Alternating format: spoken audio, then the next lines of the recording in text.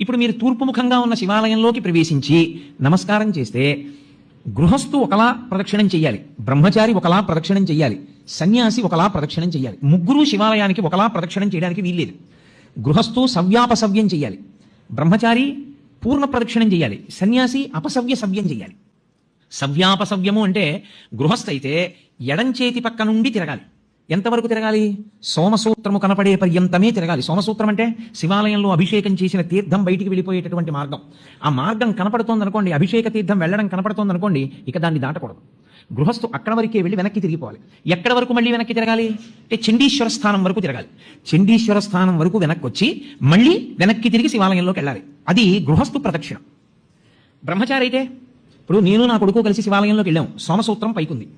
నేను ఈ గుళ్ళోకే వచ్చాను అనుకోండి, కాసేపు తూర్పుముఖంగా ఉన్న ఆలయానికి నమస్కారం చేసి ఎడం వైపు నుంచి వెళ్ళి ఎడమవైపు నుంచి నేను గుడికి ఇలా తిరిగాను. ఎడం వైపుకి గుడి ఎటుంటుంది? నా కుడి భుజం వైపుకుంటుంది. అంటే పూజనీయమైనవి కుడి భుజం వైపుకి ఉంచి ప్రయాణం ప్రారంభిస్తే ప్రదక్షిణం చేశాడంటారు. కుడి భుజం వైపుకు ఉంచి తిరుగుతున్నాను. చండీశ్వరుడి సోమసూత్రం వరకు వచ్చాను. బయటకు ఉంది సోమసూత్రం, కప్పేసి లేదు, పైకి ఉందనుకోండి, నేను ఇక దాటకూడదు. గృహస్థుని, నాకు వివాహం అయిపోయింది. అప్పుడు నేను వెనక్కి వెళ్ళిపోవాలి. వెనక్కి వెళ్ళి మళ్ళీ తిరిగి చండీశ్వర స్థానం దగ్గరికి రావాలి. నా కొడుకు వాడు బ్రహ్మచారి, వాడికి పెళ్ళవలేదు ఇంకా.